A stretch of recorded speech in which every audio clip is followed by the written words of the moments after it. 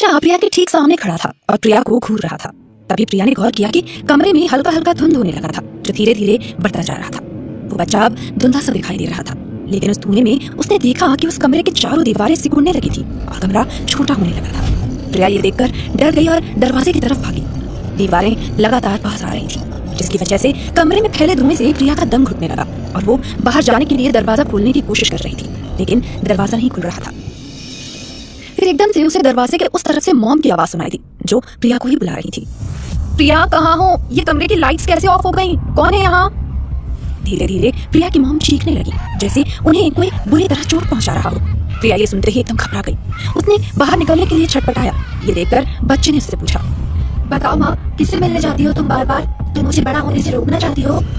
प्रिया ने उसके आगे रोते हुए कहा, प्लीज अभी मुझे यहाँ से जाने दो, प्लीज मेरी माँ तकलीफ में है। मैं किसी से मिलने नहीं जाऊंगी, तुम्हें हमेशा साथ रखूंगी और तुम्हें बड़ा होने से रोकने की कोशिश भी नहीं करूंगी, ये वादा है मेरा। तभी उस कमरे का दरवाजा अपने आप खुल गया। प्रिया के वादे वाली बात के चलते उस बच्चे ने उसे जाने दिया। प्रिया भागकर अपनी माँ के कमरे में गई तो देखा माँ सो रही है। प्रिया को समझ नहीं आया कि अगर माँ सो रही है तो चीखा कौन? ये चीखने की आवाज किसकी थी? प्रिया में अब वापस अपने कमरे में जाने की हिम्मत नहीं हुई और वो डर के मारे वहीं मॉम के पास सो गई। प्रिया के लिए अगली सुबह नई जरूर थी, लेकिन जहन में सवाल अब भी वही थे कि आखिर उस बच्चे की ग्रोथ को कैसे रोका जाए। कुछ करने की कोशिश करो तो शैतान और बच्चा उसके परिवार को नुकसान पहुंचाने लगता है। और एक परेशानी ये भी थी कि वो ये सारी बातें किसी से कह भी नहीं सकती थी और इन सवालों में उलझे रहकर अपनी नॉर्मल लाइफ भी रोक नहीं पा रही थी। उसने मॉम को प्रॉमिस किया कि वो नॉर्मल रहेगी और इसी के चलते आज कई दिनों बाद प्रिया ऑफिस के लिए निकली। प्रिया जब ऑफिस पहुंची तो सबसे पहले उसकी मुलाकात अपनी कलीग कामिनी से हुई। प्रिया को देखते ही कामिनी ने कहा, hey Priya, so sorry for your loss, अब कैसी हो? प्रिया ने एक फॉर्मल मुस्कुराहट देते हुए कहा, थैंक यू कामिनी, मैं ठीक हूँ। सोचा थोड़ा काम में बिजी रहूंगी तो बेटर फील होगा, इसीलिए ऑफिस वापस से ज्वाइन कर लिया। कामिनी ने प्रिया को सपोर्ट करते हुए कहा, I think it was a good decision. मेरी कभी भी कोई भी हेल्प की जरूरत हो तो मुझे बताना, I am just a call away and you know that, है ना? प्रिया मुस्कुराई और आगे बढ़ने को हुई कि तभी कामिनी ने थोड़ा सा हिचकिचाते हुए पूछा, वैसे कुछ पता चला आदित्य के साथ ये सब कैसे हुआ और किसने किया? ये मर्डर? प्रिया ने कहा, नहीं अभी तो कुछ पता नहीं चला, लेकिन एक इंस्पेक्टर इन्वेस्टिगेशन कर रहे हैं, सो लेट्स सी। प्रिया ने ये बात कह तो दी थी, लेकिन वो जानती थी कि इन्वेस्टिगेशन में कुछ नहीं मिलेगा। कामिनी ने कहा, होप जल्दी पता चल जाए। ओके, अब जाओ, रंजन सर तुम्हारा वेट कर रहे हैं, एक बहुत ही एक्साइटिंग प्रोजेक्ट है। प्रिया एक famous construction company Singhania group में चीफ आर्किटेक्ट के तौर पर काम करती थी और कामिनी उसके साथ असिस्टेंट आर्किटेक्ट थी। प्रिया कामिनी को थैंक यू कहकर रंजन सर के ऑफिस में चली गई और कामिनी अपने केबिन में चली आई। कामिनी अपने केबिन में जाकर अपनी चेयर पर बैठ गई और अपने हाथ में पेपर वेट घुमाते हुए कुछ सोचने लगी। फिर उसने अपना फोन निकाला और एक बड़ा सा मैसेज टाइप किया। उसने फोन में इंस्पेक्टर कश्यप का नंबर स्क्रॉल किया और वो मैसेज उनके नंबर पर भेज दिया और मुस्कुराते हुए खुद से कहा, I don't think you can escape this Priya, just wait and watch. वहीं दूसरी तरफ आदित्य के मर्डर का इन्वेस्टिगेशन करते हुए इंस्पेक्टर कश्यप उसी जगह पर पहुंच गया जहां प्रिया डमेलो से मिलने आई थी। इस वक्त वहां एक गली के बाहर कुछ लोगों की भीड़ लगी हुई थी। कश्यप फौरन गली के अंदर घुसा तो वहां एक आदमी बेहोश पड़ा हुआ था। यह आदमी वही था जो प्रिया को डमेलो से मिलाने के बहाने गली में ले गया था और फिर उसने प्रिया के साथ जोर जबरदस्ती करने की कोशिश की थी। कश्यप को अपना वो कांस्टेबल वहीं पर खड़ा हुआ मिला। कश्यप ने पूछा, कौन है ये सब? कौन है ये आदमी? कांस्टेबल ने कहा, सर मुझे यहाँ के एक दुकानदार ने बताया कि वो प्रिया मैडम इसी आदमी के साथ यहाँ गली में आई थी और अब देखिए ये आदमी यहाँ कैसे बेहोश पड़ा हुआ है, इसका सर बुरी तरह से फट गया है। इस पर कश्यप थोड़ा इरिटेट होते हुए बोला, ओफो, लेकिन ये आदमी है कौन? कांस्टेबल ने जवाब दिया, सर इसका नाम जब्बार है और ये एक लोकल गुंडा है, पुलिस में इसका रिकॉर्ड भी है, ये कई बार जेल जा चुका है। ये सुनकर इंस्पेक्टर कश्यप को एक तेज झटका लगा। उसने बहुत ही हैरानी से कहा, तो क्या प्रिया यहाँ एक गुंडे से मिलने आई थी? इस पर कांस्टेबल ने फौरन कहा, अब ये तो पता नहीं सर, लेकिन उस दुकानदार का ये भी कहना है कि प्रिया मैडम उससे किसी डमेलो नाम का आता पता पूछ रही थी। इंस्पेक्टर कश्यप का दिमाग एक पल के लिए घूम गया। फिर अगले ही पल उसने सवाल किया, डमेलो? अब ये डमेलो कौन है? कांस्टेबल ने थोड़ा हेजिटेशन के साथ जवाब दिया, पता नहीं सर, इस इलाके में डमेलो के बारे में कोई भी कुछ नहीं जानता। अब कश्यप मन ही मन कुछ कैलकुलेशन करने लगा। फिर अचानक उसकी आंखों में वही चमक आ गई। उसने कांस्टेबल से कहा, एक काम करो, इस जब्बार नाम के आदमी को फौरन हॉस्पिटल पहुंचाओ और जैसे इसे होश आए इसे डमेलो का नाम बताओ, बुलवाओ जरा। तभी कश्यप का फोन बज उठा। ये एक मैसेज नोटिफिकेशन था, वो भी किसी अननोन नंबर से। कश्यप ने फौरन वो मैसेज खुला और पढ़ने लगा, inspector Kashyap, Aditya murder case को तुम तब तक सॉल्व नहीं कर पाओगे जब तक तुम उस मर्डर के पीछे के मोटिव को पता नहीं लगा लेते, और वो मोटिव मेरे पास है। मुझे कोई भी कॉल या मैसेज किए बिना सीधे मुझसे आकर मिलो। इसी के साथ उस मैसेज में एक नाम और एड्रेस भी लिखा था। इंस्पेक्टर कश्यप ने देखा कि वो नाम एक लड़की का था, कामिनी। कामिनी से बात करने के बाद प्रिया जब रंजन के केबिन में एंटर हुई तो प्रिया को देखते ही रंजन का चेहरा खुशी से खिल उठा। हालांकि उन्होंने भी पहले प्रिया से सिंपैथी जाहिर करने की कोशिश की, लेकिन प्रिया ने फौरन उनकी बात काटते हुए कहा, मैं जानती हूँ सर, किसी स्पेशल प्रोजेक्ट के लिए ही आपने मुझे याद किया है, अदरवाइज आप मुझे कभी भी यूं फोन करके डिस्टर्ब नहीं करते। इस पर बॉस मुस्कुराते हुए बोले, I always appreciate this spirit Priya. Okay, तो अब सीधे काम की बात पर आते हैं। मेरे पास तुम्हारे लिए सचमुच एक स्पेशल और एक्साइटिंग प्रोजेक्ट है। इसी के साथ बॉस ने अपने लैपटॉप की स्क्रीन प्रिया की तरफ करते हुए कहा, एक पुराने खानदानी रईस हैं मिस्टर श्रीनाथ रॉय, हमारे ही शहर से थोड़ा दूर उनकी एक बहुत बड़ी प्रॉपर्टी है। वैसे तो वो एक बैरन लैंड है, एक बंजर जमीन, लेकिन अब मिस्टर रॉय उस पर अपने लिए एक रेसिडेंस, एक विला बनवाना चाहते हैं। ये सुनकर प्रिया ने थोड़ा कंफ्यूज होते हुए पूछा, तो इसमें ऐसा क्या स्पेशल और एक्साइटिंग है? इस तरह के प्रोजेक्ट्स तो हम पहले भी प्लान कर चुके हैं। इस पर बॉस ने मुस्कुराते हुए अपने लैपटॉप पर एक इमेज खोली। प्रिया ने देखा कि ये बहुत ही पुरानी सी हवेली की ब्लैक एंड व्हाइट फोटो थी। बॉस ने कहा, जस्ट लुक एट दिस प्रिया, ये मिस्टर श्रीनाथ के पुरखों की हवेली थी। अंग्रेजों के जाने के बाद इसे गवर्नमेंट ने कैप्चर कर लिया था और फिर ये बहुत ही खंडर हो गई तो इसे गिरा दिया गया। अब मिस्टर श्रीनाथ रॉय ठीक इसी तरह की हवेली दोबारा बनवाना चाहते हैं, लेकिन दिक्कत ये है प्रिया कि हमारे पास उस हवेली का बस एक यही फोटोग्राफ अवेलेबल है। इंटीरियर का कोई भी मैप या कोई भी मेजरमेंट नहीं है। सो हमें सब कुछ इसी एक फोटोग्राफ के बेसिस पर प्लान और डिजाइन करना है। प्रिया को वो तस्वीर देखकर कुछ विजन आने लगे। उसकी आंखों के आगे कुछ अजीब सी इमेजेस आ रही थी। उसमें उसे वो शैतान दिख रहा था। उसके आगे कुछ लोग लाइन लगाकर खड़े थे। शैतान उन लोगों को एक एक करके हिप्नोटाइज कर रहा था और उसके बाद वो लोग ज़ॉम्बीज़ की तरह रिएक्ट कर रहे थे। प्रिया भी उसी लाइन में खड़ी थी। वो जैसे ही शैतान के करीब पहुंचने वाली थी वो चिल्लाने लगी, नहीं नहीं नहीं। प्रिया को देख रंजन शॉक्ड रह गए। उन्होंने घबराते हुए प्रिया से पूछा, Priya what happened, are you okay? Ranjan की आवाज सुन प्रिया का ध्यान टूटा। बॉस की इस बात पर प्रिया ने खुद को नॉर्मल करते हुए उस हवेली की इमेज को देखते हुए कहा, yes sir, I am fine. मैं ये पूछना चाह रही थी कि खंडर का कुछ हिस्सा तो अभी भी है इस जमीन पर। बॉस ने मुस्कुराते हुए कहा, दैट्स राइट प्रिया, और इस हिस्से को आसपास के कुछ लोग हॉन्टेड भी बोलते हैं। डोंट वरी, इसे हम तोड़वा देंगे और यहाँ के भूत को भी भगा देंगे। तुम बस डिजाइन पर फोकस करो। ये कहकर वो हंसने लगी, लेकिन प्रिया को पता नहीं क्यों इस बात पर हंसी नहीं आई। उसे ये प्रोजेक्ट एक्साइटिंग तो लग रहा था, मगर फिर भी वो उसे लेकर डाउटफुल रह रही थी। रंजन ने आगे कहा, अगर मिस्टर श्रीनाथ रॉय को हमारा डिजाइन पसंद आ गया ना प्रिया, तो ये हमारी कंपनी के लिए एक बहुत बड़ा अचीवमेंट होगा। एंड आई नो कि तुम ये कर लोगी। I wish you all the very best. अब जाओ, तुम्हारे केबिन में तुम्हारी टीम तुम्हारा बहुत बेसब्री से इंतजार कर रही है। बाय द वे, कामिनी ने काफी अच्छा हैंडल किया टीम को। प्रिया ने थोड़ा हिचकिचाते हुए कहा, लेकिन सर मुझे आपसे एक बात कहनी है। नो डाउट ये प्रोजेक्ट बहुत ही एक्साइटिंग है, लेकिन इस वक्त आप मुझे इतनी बड़ी रिस्पॉन्सिबिलिटी ना ही दें तो बेहतर होगा, मेरे लिए भी और प्रोजेक्ट के लिए भी। आप मुझे कोई और प्रोजेक्ट दे दीजिए। रंजन ने सोचा नहीं था कि प्रिया मना करेगी। प्रिया बहुत एम्बिशियस थी। वो हमेशा से ऐसे प्रोजेक्ट्स के लिए एक्साइटेड रहती थी और अपना बेस्ट देती थी। इसलिए रंजन चाहता था कि प्रिया ही इसे हैंडल करे।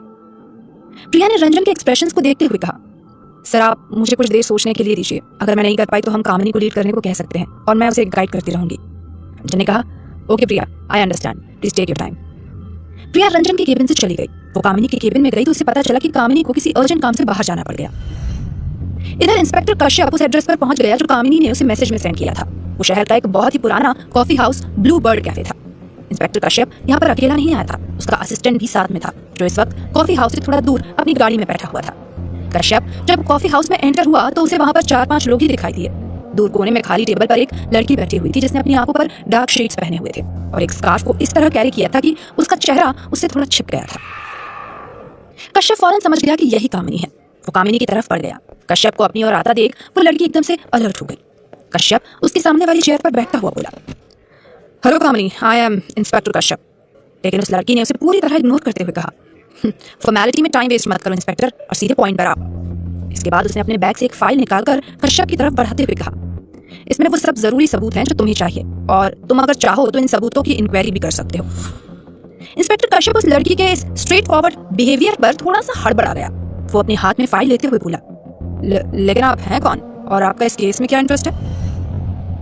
इस पर कामिनी थोड़ा इरिटेट होते हुए बोली, फिर से ये सब बेकार के सवाल मत पूछो, मैं कौन हूँ और मेरा क्या इंटरेस्ट है। It doesn't matter at all.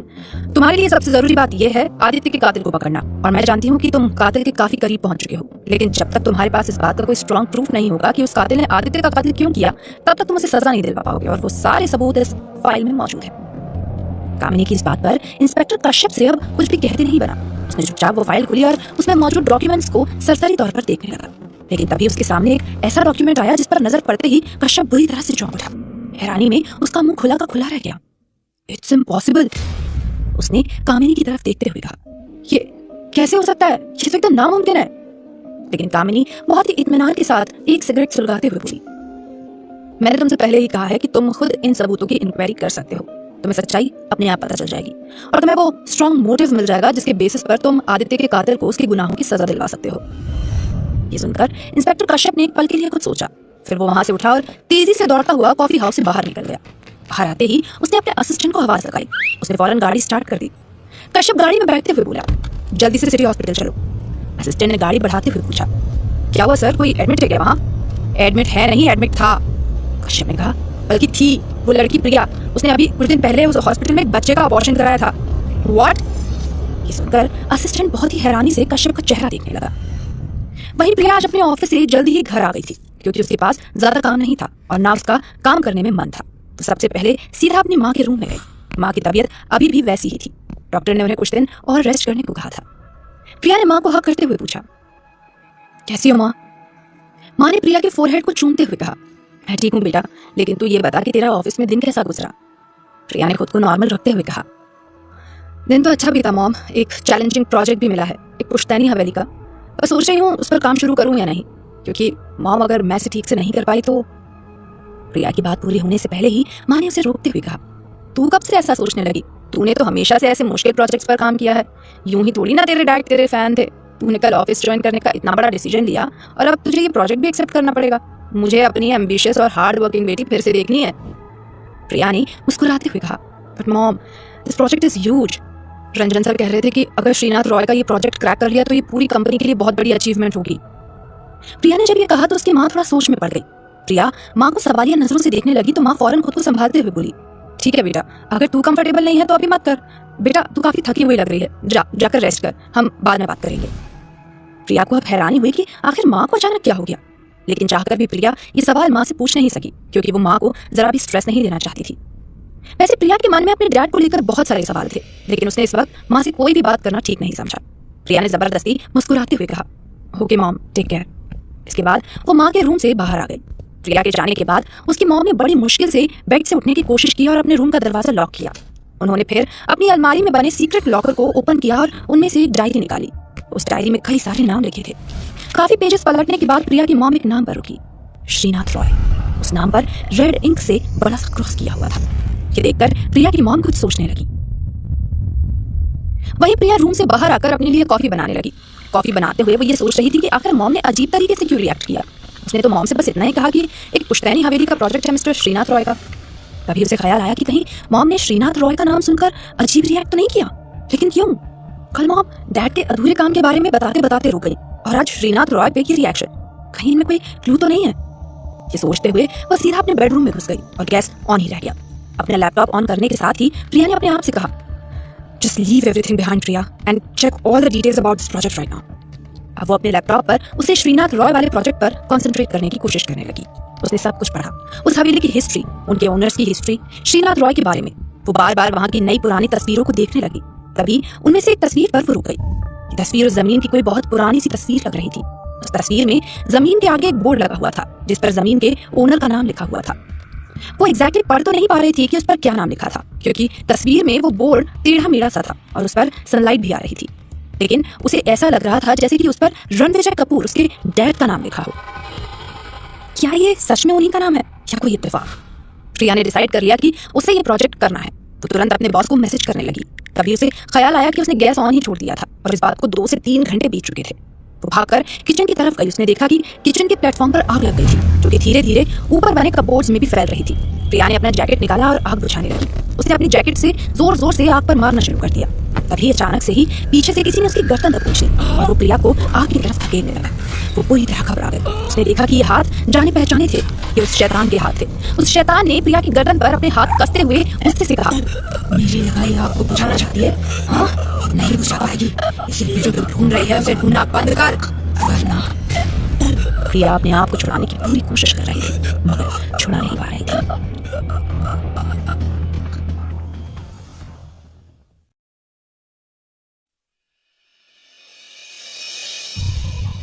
शैतान ने प्रिया की गर्दन को इतना जोर से दबोच रखा था कि प्रिया के लिए मुश्किल हो रहा था खुद को छुड़ाना। छटपटाते हुए उसने अपना हाथ वहीं रखे चाकू तक पहुंचाया और उस शैतान पर वार करने लगी। प्रिया की ऐसी बचकानी हरकत पर उस शैतान ने खौफनाक हंसी हंसते हुए कहा, इस मामूली सी चीज से रोकेगी तो मुझे। इस वक्त नीना अपने कमरे में हेडफोन्स लगाकर गाने सुन रही थी। अचानक उसे ऐसा लगा कि बाहर से चिल्लाने की और सामान गिरने की आवाजें आ रही हैं। वो तुरंत भागकर किचन की तरफ आई। उसने देखा प्रिया जोर जोर से चिल्ला रही थी और किचन का सारा सामान इधर उधर हो चुका था। नीना ने तुरंत प्रिया के पास जाकर तेज आवाज में कहा, प्रिया। अचानक नीना की आवाज सुनकर प्रिया को एक झटका लगा और उसी झटके के चलते वो असल दुनिया में वापस लौट आई। नीना ने पूछा, ये तुम क्या कर रही हो? प्रिया ने जो हुआ उसे बताने की कोशिश की। वो मैं गैस ऑन रह गई थी तो आग बुझाने आई थी। नीना ने चौंकते हुए कहा, गैस ऑन थी? वो तो मैंने बंद कर दी थी। और ये किचन का क्या हाल बना लिया तुमने? प्रिया अपने हाथ में चाकू लिए किचन की हालत देख रही थी और इधर नीना बहुत ही हैरानी से प्रिया को ही देखे जा रही थी। प्रिया ने खुद को संभालते हुए कहा, वो एक्चुअली मुझे ऐसा लगा जैसे। लेकिन प्रिया की बात पूरी होने से पहले ही नीना ने उसे शोल्डर को होल्ड करते हुए कहा, रिलैक्स यार प्रिया, अपने आप को संभाल, यू नीड सम रेस्ट। इसके बाद नीना किचन के सामान को दुरुस्त करने लगी। प्रिया चुपचाप अपने बेडरूम में चली गई और सोचने लगी कि उसे कुछ भी करके इस बच्चे की ग्रोथ रोकने का तरीका ढूंढना होगा। जो भी क्लूज मिले उसको उनकी डिटेल्ड स्टडी करनी होगी। दूसरी तरफ इंस्पेक्टर कश्यप प्रिया के बारे में आधा सच और आधा झूठ जानने के बहुत करीब था और इसके लिए कश्यप की मंजिल थी सिटी हॉस्पिटल, जहां प्रिया के अबॉर्शन करवाने की तफ्तीश करने के साथ साथ उसे जब्बार नाम के उस गुंडे से भी मिलना था। जब्बार का इलाज करवाने के लिए उसे सिटी हॉस्पिटल में ही एडमिट किया गया था। हॉस्पिटल में दाखिल होने के बाद कश्यप सबसे पहले जब्बार से मिलने गया और वार्ड के बाहर खड़े कांस्टेबल से पूछा, डॉक्टर का क्या कहना है, कब तक होश में आएगा ये जब्बार? कांस्टेबल ने बहुत ही निराशा के साथ बताया, वो अभी स्टेटमेंट देने की हालत में नहीं है सर, पूरी तरह से अनकॉन्शियस है। लेकिन कश्यप ने जोर देते हुए कहा, तुम सब उसके पास ही मौजूद रहो, उसे जरा भी होश आता है तो बस डिमेलो के बारे में पूछो, क्योंकि ऐसी अनकॉन्शियस हालत में आदमी के मुंह से हमेशा सच निकल जाता है, इसीलिए वो जो भी बोले उसे फौरन रिकॉर्ड कर लेना। इसके बाद कश्यप अपने असिस्टेंट से मुखातिब होते हुए बोला, चलो तब तक जब तक हम आदित्य मर्डर के केस की तफ्तीश कर लेते हैं।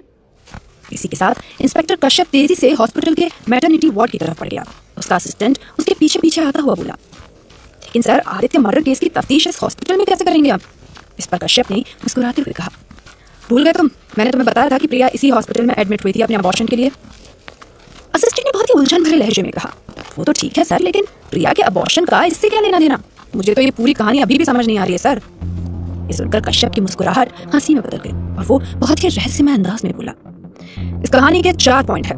पहला आदित्य जिसका मर्डर हो गया, दूसरा डॉक्टर सक्सेना, वो भी इस दुनिया में नहीं है, तीसरा ये जब्बार जो इस वक्त जिंदगी और मौत के बीच झूल रहा है, और वो चौथा पॉइंट है डिमेलो जो शुरू से ही गायब है। लेकिन इन चारों पॉइंट्स को अगर एक सीधी लाइन से कनेक्ट किया जाए तो वो लाइन ही हमें आदित्य के कत्ल की सारी कहानी सुना देगी। इस पर असिस्टेंट ने थोड़ा कंफ्यूज होते हुए बोला, लेकिन सर इस कहानी में प्रिया कहाँ से फिट होती है? अपना चाहते हुए भी कश्यप एक ठहाका लगाकर हंस पड़ा और आगे बोला, दरअसल प्रिया ही तो वो लाइन है जो इन चारों पॉइंट्स को कनेक्ट करती है। असिस्टेंट चौंक गया, व्हाट, ये आप क्या कह रहे हैं सर? प्रिया का भला इन सबसे क्या लेना देना? कश्यप की ये बात सुनकर असिस्टेंट का मुंह खुला का खुला रह गया। इंस्पेक्टर कश्यप अब थोड़ा सीरियस होते हुए बोला, बस यही तो बात हैरान करने वाली है कि आखिर प्रिया का इन सबसे कोई लेना देना क्यों नहीं है? क्या तुम्हें ये अजीब बात नहीं लगती कि आदित्य का मर्डर होने के बाद प्रिया ने हमसे एक बार भी इस केस के बारे में कोई पूछताछ नहीं की? उसने इस बात में कभी भी जरा भी दिलचस्पी नहीं दिखाई कि आखिर आदित्य का कातिल अब तक पुलिस की पकड़ में क्यों नहीं आया। अब कश्यप की इस बात में वाकई दम था, जिसने असिस्टेंट को भी सोचने पर मजबूर कर दिया और उसे यूं ही सोच में डूबा हुआ छोड़कर इंस्पेक्टर कश्यप मैटरनिटी वार्ड के रिसेप्शन पर पहुंच गया। उसने अपना आई कार्ड दिखाते हुए रिसेप्शनिस्ट से पूछा, अभी कुछ दिन पहले यहाँ प्रिया नाम की एक पेशेंट एडमिट हुई थी, अबॉर्शन का केस था, मुझे उसके बारे में डिटेल्स कंफर्म करनी है। कश्यप की बात सुनकर रिसेप्शनिस्ट तेजी से अपने कंप्यूटर पर रिकॉर्ड चेक करने लगा और अगले ही पल उसने हाँ में अपना सिर हिलाते हुए कहा, जी हाँ इंस्पेक्टर, प्रिया के नाम से यहाँ रिकॉर्ड है and it was an abortion case. ये सुनकर इंस्पेक्टर कश्यप की आंखों में वही चमक आ गई और वो खुशी से चहकता हुआ बोला, वंडरफुल, यानी ये पक्का हो चुका है कि प्रिया ने आदित्य की मौत के ठीक बाद इसी हॉस्पिटल में अपना अबॉर्शन करवाया है, यानी वो शादी से पहले ही प्रेग्नेंट थी। वाह, अब तो ये केस तकरीबन सॉल्व हो चुका है, अब बस हमें सिर्फ डिमेलो का पता करना है। लेकिन इंस्पेक्टर की बात पूरी होने से पहले ही एक कांस्टेबल तेजी से दौड़ता हुआ आया और वो बोला, सर वो जब्बार की डेथ हो गई। कांस्टेबल की बात को सुनकर कश्यप का चेहरा एक पल के लिए निराशा से बुझ गया। असिस्टेंट ने उससे पूछा, अब क्या होगा सर? डिमेलो का राज तो जब्बार के साथ ही चला गया। कश्यप ने थोड़ी देर सोचा, फिर मन ही मन कुछ कैलकुलेशन करता हुआ बोला, डोंट वरी, अब डिमेलो तक हमें वो कातिल ही लेकर जाएगा। इस पर असिस्टेंट ने कहा, तो फिर आप तब तक क्या करेंगे सर? इंस्पेक्टर कश्यप ने जवाब दिया, बस थोड़ा सा इंतजार करूंगा, क्योंकि मैं कातिल को रंगे हाथ पकड़ना चाहता हूँ ताकि उसके बचने की कोई गुंजाइश बाकी ना रहे, और वो दिन जल्दी आने वाला है। लेकिन तब तक के लिए हम एकदम चुप करके बैठ जाएंगे, जस्ट वेट एंड वॉच, मतलब no further inquiry and no action, वरना वो कातिल अलर्ट हो जाएगा। ऐसा कहते हुए इंस्पेक्टर कश्यप हॉस्पिटल से रवाना हो गया। उधर अगले दिन प्रिया जैसे ऑफिस पहुंची, वैसे ही उसके बॉस मिस्टर रंजन ने उसे अपने केबिन में बुला लिया। प्रिया ने देखा कि बॉस की टेबल पर एक बहुत बड़ी डिजाइन शीट फैली हुई है, जिसे वो बहुत ही गौर से देख रहा है। प्रिया के केबिन में एंटर होते ही रंजन ने कहा, प्रिया, आई थिंक मिस्टर श्रीनाथ वाला ये प्रोजेक्ट हमारे लिए बहुत ही टफ होते जा रहा है। इसके बाद रंजन ने वो डिजाइन प्रिया को दिखाते हुए आगे कहा, ये देखो, ये कुछ एंशिएंट टाइप की पैटर्न्स हैं जो मिस्टर श्रीनाथ रॉय ने मुझे भेजे थे।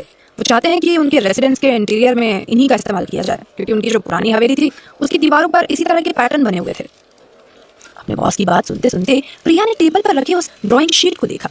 उन एंशिएंट डिजाइन को देखकर प्रिया की आंखों के आगे फिर से इमेजेस आने लगी। उसे ऐसा लगा कि जैसे उसे चक्कर सा आ गया हो। उसकी आंखों के आगे अंधेरा सा छाने लगा हो। उसकी आंखें खुद ब खुद बंद हो गईं, लेकिन उसने फौरन खुद को संभाला और एक झटके से अपनी आंखें खोल दी। लेकिन ये क्या? प्रिया के सामने अब न तो उसके बॉस का केबिन था और ना ही उसका ऑफिस। उसके सामने कुछ था तो वो एक सुनसान जगह, जहां दूर दूर तक एकदम काली रेत फैली हुई थी। ऊपर आसमान का रंग एकदम खून जैसा लाल था। इस डरावने काले रेगिस्तान में प्रिया एकदम अकेली खड़ी थी। उसने घबराकर अपने चारों तरफ देखा। उसे बहुत दूरी पर कुछ नजर आ रहा था जो उसी हवेली जैसा लग रहा था जो उसने तस्वीरों में देखी थी, और इसी के साथ उसे एक हल्की सी आवाज सुनाई दी, प्रिंसेस। प्रिया फौरन पहचान गई कि वो साया कोई और नहीं बल्कि उसके डैड है। वो जोर से चिल्लाई, डैड! और इसी के साथ वो तेजी से डैड की तरफ दौड़ने लगी, लेकिन तभी उसे वही शैतान उसके डैड के ठीक पीछे खड़ा हुआ दिखाई। प्रिया अपनी पूरी ताकत से चिल्लाई, डैड भागिए, वो शैतान आपके पीछे। लेकिन प्रिया की आवाज उसके गले में ही घुट कर रह गई, और देखते ही देखते उस शैतान ने प्रिया के डैड के सर पर एक अजीब से हथियार से एक जोरदार हमला किया। अगले ही पल प्रिया के डैड का जिस्म उसी काली रेत की तरह उस रेगिस्तान में बिखर कर गायब हो गया। ठीक उसी वक्त किसी ने प्रिया के कंधे पर हाथ रखते हुए कहा, हे प्रिया, व्हाट हैपेंड? प्रिया ने देखा कि वो अब फिर से अपने बॉस के ही केबिन में थी। मिस्टर रंजन उसके कंधे पर हाथ रखे हुए थे। प्रिया ने खुद को संभालते हुए कहा, I'm okay बॉस। इसी के साथ प्रिया ने उस ड्राइंग शीट को रोल करते हुए कहा, I will see how can I handle this project। Mister Ranjan अभी उससे कुछ कहते से पहले ही प्रिया उनके केबिन से बाहर आ गई। अब उसे ये समझ आ गया था कि इस प्रोजेक्ट की तस्वीरें उसे कुछ कहना चाह रही थी, लेकिन क्या, ये पता करना था। अपने ख्यालों में गुम प्रिया यह देख ही नहीं पाई कि कुछ दूर पर कामिनी खड़ी हुई है। वो मन ही मन मुस्कुराते हुए अपने आप से कह रही थी, हो प्रिया, आई विल मेक श्योर कि तुम ये प्रोजेक्ट कभी हैंडल ना कर पाओ। इधर प्रिया ने आज ऑफिस में काम तो किया, लेकिन उसने उस ड्राइंग शीट को फिर से खोल कर नहीं देखा, बल्कि इसके बजाय उसने अपनी टीम के मेंबर्स को वो शीट देते हुए कहा, इसकी एक डिजिटल कॉपी प्रिपेयर करो और इसके बेसिस पर एक ब्लूप्रिंट बनाकर मुझे सेंड कर देना। टीम मेंबर फौरन अपने काम में जुट गए। देर शाम को प्रिया जब घर लौटी तो उसके लैपटॉप में श्रीनाथ रॉय की उस पुरानी हवेली के इंटीरियर्स के ब्लूप्रिंट का ईमेल आ चुका था। लेकिन प्रिया का मन आज बहुत उदास था। आज उसे अपने डैड की याद आ रही थी, और जिस तरह से उसने उस शैतान को डैड पर अटैक करते हुए देखा था, उससे प्रिया के दिलो दिमाग में फिर से बहुत सारे सवाल खड़े हो गए थे। लेकिन इन सब चीजों का जिक्र प्रिया ने माँ से नहीं किया, बल्कि डिनर के बाद वो सीधा अपने रूम में आ गई और लैपटॉप ऑन कर बैठ गई। वो एक बार फिर से उसी ब्लूप्रिंट को स्टडी करना चाहती थी। वो हवेली की तस्वीरों और एंशिएंट डिजाइन के कोई भी डिटेल छोड़ना नहीं चाहती थी। तभी उसकी नजर लैपटॉप की स्क्रीन पर गई। वहां पर हमेशा की तरह आदित्य और प्रिया की पिक लगी हुई थी।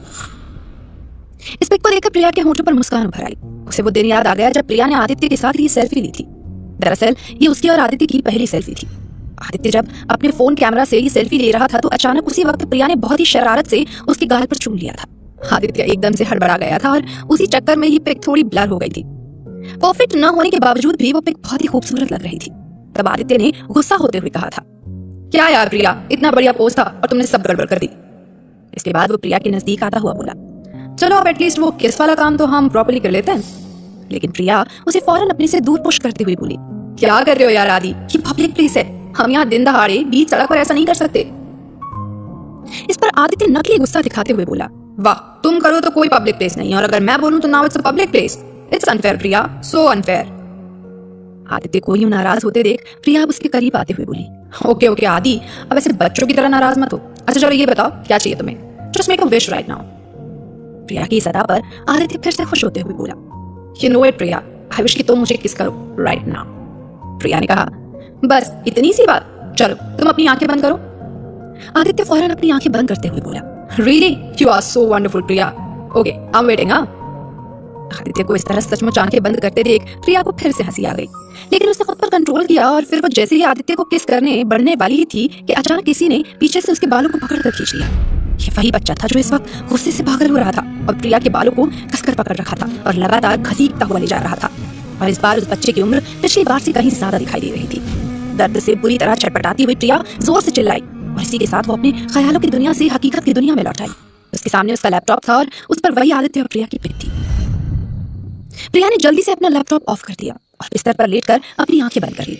उसका दिल जोर जोर से धड़क रहा था। उसे समझ में आ गया था कि अब उसके पास आदित्य को याद करने के सारे रास्ते बंद हो चुके हैं। प्रिया ने चुपचाप सोने की कोशिश की, लेकिन नींद न आने की बजाय उसे अब डुमेलो की बात याद आने लगी। उसने कहा था कि उस बच्चे की उम्र को रोकने का मेथड या तो प्रिया के डैड जानते थे या फिर डॉक्टर सक्सेना, और अब वो दोनों ही इस दुनिया में नहीं है। ये बात याद करते करते प्रिया के दिमाग में कुछ फ्लैश हुआ। उसे फौरन वो कागज याद आ गया जो डॉक्टर सक्सेना ने उसे दिया था। उस कागज में वैसा ही एक तिकोना निशान था, लेकिन अब प्रिया को ये लग रहा था कि उस निशान के अलावा कुछ और भी वहां था। शायद डॉक्टर सक्सेना ने उस निशान के साथ साथ कुछ और भी चीज उस कागज पर लिखी थी। कहीं ये वही तो नहीं था, उस शैतान या फिर बच्चे की उम्र को रोकने का कोई तरीका? ये ख्याल आते ही प्रिया फौरन अपने बिस्तर से उठ गई और डॉक्टर सक्सेना का दिया हुआ वो कागज ढूंढने लगी। देखते ही देखते उसने अपने कमरे को उथल पुथल कर डाला। वो अपने कपबोर्ड में रखे एक एक सामान को निकाल कर बाहर फेंकने लगी और थोड़ी ही देर बाद उसे अपनी जीन्स की जेब में रखा हुआ वो कागज मिल गया। प्रिया ने फौरन उसे खोल कर देखा। उसका सोचना एकदम सही था, वहां तिकोने निशान के अलावा और भी कुछ लिखा हुआ था।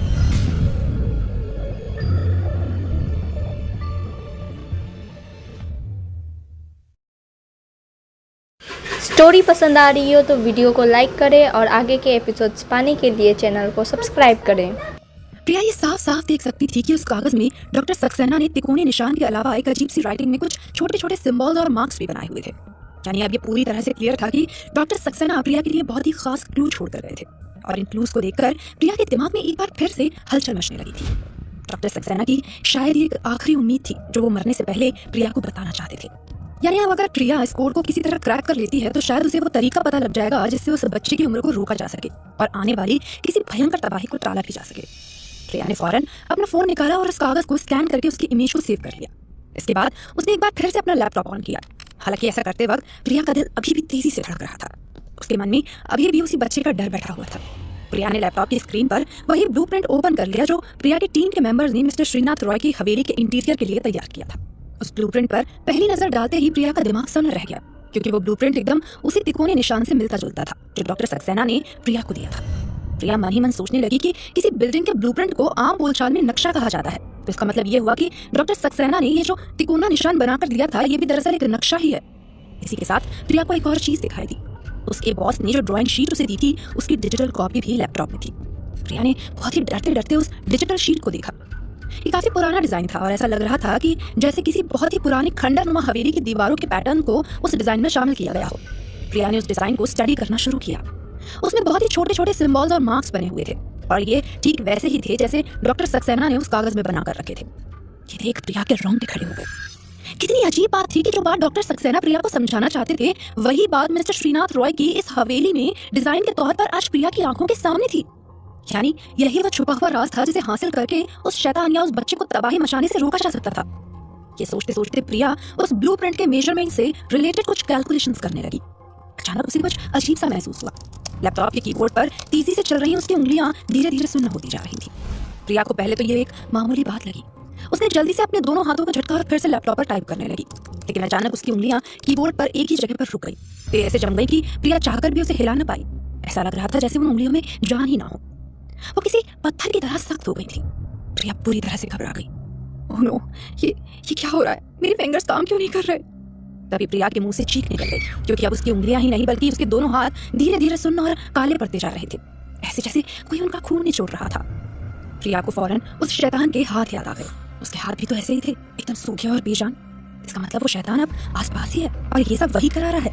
वो ये नहीं चाहता था कि प्रिया इस ब्लूप्रिंट वाले मैप को क्रैक करने की कोशिश करे, लेकिन एक बात पक्की हो गई थी, इस नक्शे में जरूर उस शैतान या उस बच्चे को रोकने का कोई ना कोई तरीका छिपा हुआ है।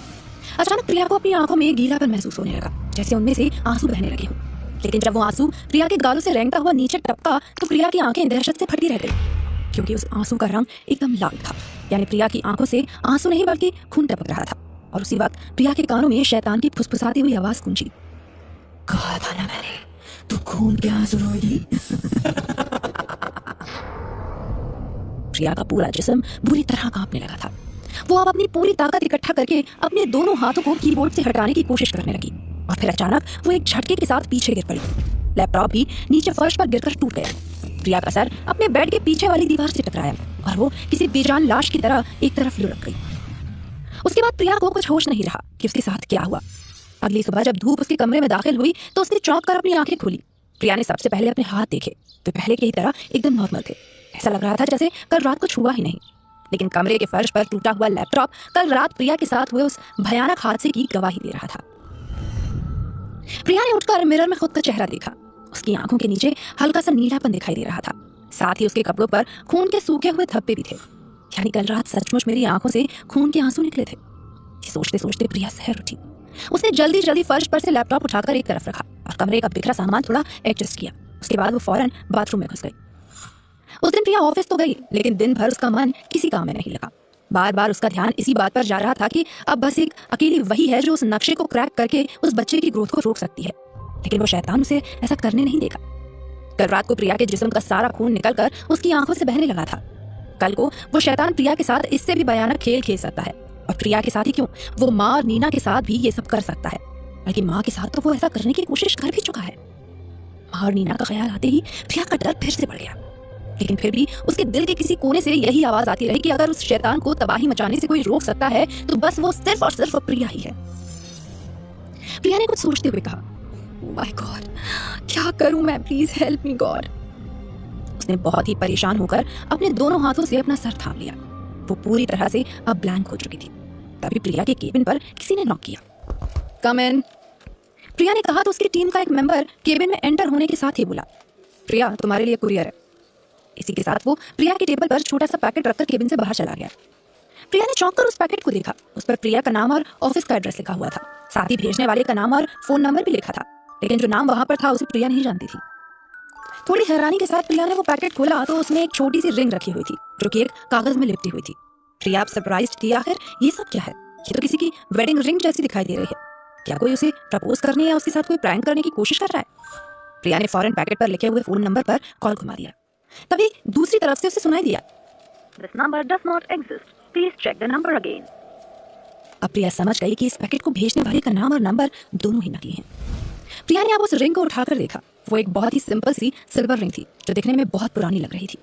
प्रिया के मन में एक शक पैदा होने लगा, शायद कोई मेरे साथ कोई चाल चलने की कोशिश कर रहा है। लेकिन तभी प्रिया ने देखा कि वो अंगूठी जिस कागज में लिपटी हुई थी उस पर कुछ लिखा हुआ है। प्रिया ने फौरन वो कागज खोलकर पढ़ा। वहां लिखा था, Fear not princess, just wear it। ये पढ़कर प्रिया के दिलो दिमाग को एक झटका लगा। नहीं, ये कोई मजाक नहीं था। ये रिंग भेजने वाला शख्स प्रिया को अच्छी तरह से जानता था और उसे शायद प्रिया के डर और उसके साथ हुए उन सभी हादसों के बारे में जानकारी भी थी। वो प्रिया से बिना किसी डर के ये अंगूठी पहनने को कह रहा था। प्रिया एक पल के लिए उलझन में पड़ गई। उसे ये अंगूठी पहन लेनी चाहिए या नहीं? कहीं ये उसी शैतान का कोई जाल तो नहीं जिसमें प्रिया फंसने वाली है? लेकिन फिर पता नहीं प्रिया को क्या हुआ और वो उस रिंग को अपनी उंगली में पहनने लगी। तभी प्रिया की आंखों के आगे एक तेज बिजली सी चमकी और उसे उस तेज रोशनी में उसी शैतान का चेहरा दिखाई दिया। उसके हाथों में वही इंसानी खोपड़ी नुमा लाठी थी। प्रिया ये देख दहशत से भर गई। उस शैतान की आंखों से जैसे गुस्से की चिंगारियां फूट रही थी। उसने अपनी लाठी ऊपर उठाई और प्रिया पर हमला कर दिया। लेकिन ठीक उसी वक्त प्रिया ने पूरी ताकत के साथ वो अंगूठी अपनी उंगली में पहन ली। प्रिया के ऐसा करते ही फिर से बिजली चमकी और वो शैतान वहां से फौरन गायब हो गया।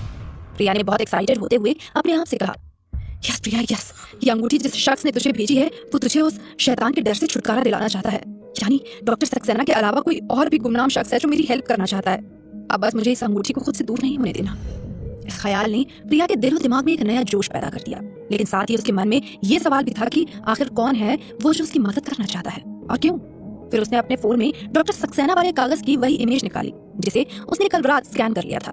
इसके बाद वो एक बार फिर उस तिकोने निशान वाले मैप, हवेली के ब्लूप्रिंट और उसके रिलेटेड सिंबल्स के मीनिंग पता करने में जुट गई। देर शाम तक प्रिया इसी काम में डूबी रही। उसे कोई डिस्टर्ब ना करे इसलिए प्रिया ने अपनी टीम मेंबर्स को बहाना बनाते हुए कह दिया था कि वो श्रीनाथ रॉय वाले प्रोजेक्ट में कुछ नए और एक्सक्लूसिव डिजाइन प्लान कर रही है। प्रिया जब ऑफिस से निकली तो रात के करीब 9 बज चुके थे।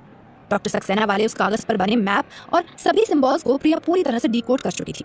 लेकिन ये उसके लिए एक नई मुसीबत थी। दरअसल ये मैप किस जगह का है ये प्रिया की समझ से बाहर था। हालांकि एक बात उसके दिमाग में रह रह कर उठ रही थी कि ये जगह जरूर इसी शहर में कहीं ना कहीं मौजूद है। प्रिया ने खुद से कहा, अब इस जगह का सही सही पता बताने में सिर्फ 2 ही लोग मेरी मदद कर सकते हैं, या तो वो शख्स जिसने मुझे ये रिंग भेजी है या फिर वो शराबी डिमेलो। प्रिया के पास रिंग भेजने वाले उस गुमनाम शख्स की कोई इन्फॉर्मेशन तो नहीं थी, लेकिन डिमेलो का पता ठिकाना वो अच्छी तरह से जानती थी। लिहाजा प्रिया ने अपनी कार का रुख फिर से उसी सुनसान इलाके की तरफ मोड़ दिया जहाँ पे वो डमालो से 2 बार मिल चुकी थी। थोड़ी देर बाद प्रिया जब इस इलाके में पहुंची तो रात काफी हो चुकी थी। प्रिया उसी अंधेरी गली की तरफ बढ़ गई जहाँ पिछली बार उसकी मुलाकात डमालो से हुई थी। प्रिया को ज्यादा दूर नहीं जाना पड़ा। उसे चंद कदमों के फासले पर एक शख्स खड़ा हुआ था। प्रिया ने हौले से पुकारा, मिस्टर डमालो। प्रिया की आवाज सुनते ही वो शख्स एकदम से अलर्ट हो गया। प्रिया तेज तेज कदमों से उसकी तरफ बढ़ते हुए बोली, मुझे एक बार फिर से आपकी मदद की जरूरत है मिस्टर डमालो। ये सुनकर उस शख्स ने कहा, मदद? क्यों? फिर से किसी का कत्ल करवाना है क्या? इसी के साथ उस शख्स ने फुर्ती से आगे बढ़कर प्रिया का हाथ कसकर पकड़ लिया। प्रिया के मुंह से एक तेज चीख निकल गई। उस शख्स ने मुस्कुराते हुए कहा, मिस प्रिया, मैं इंस्पेक्टर कश्यप आपको एक नहीं बल्कि 3 मर्डर के इल्जाम में अरेस्ट करता हूँ। प्रिया ने देखा कि जैसे वो डमालो समझ रही थी वो सचमुच इंस्पेक्टर कश्यप ही था। प्रिया बुरी तरह घबराते हुए बोली, ये आप क्या बकवास कर रहे हैं मिस्टर कश्यप? किसका कत्ल किया है मैंने? इस पर कश्यप थोड़ा सख्ती के साथ बोला, आपने वुड बी हस्बैंड आदित्य, फिर डॉक्टर सक्सेना और उसके बाद जब्बार नाम का वो गुंडा जिसे आपने इसी अंधेरी गली में मार डाला।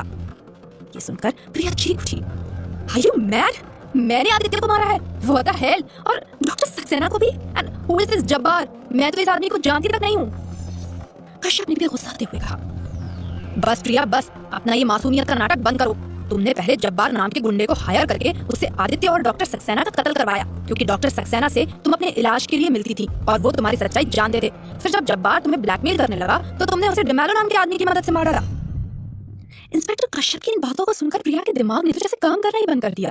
तभी अपने पास की एक फाइल निकालते हुए इंस्पेक्टर कश्यप ने कहा, इन मर्डर्स के पीछे तुम्हारा एक बहुत ही स्ट्रॉन्ग मोटिव था प्रिया। दरअसल तुम आदित्य को चीट कर रही थी, तुम्हारा किसी और के साथ अफेयर था।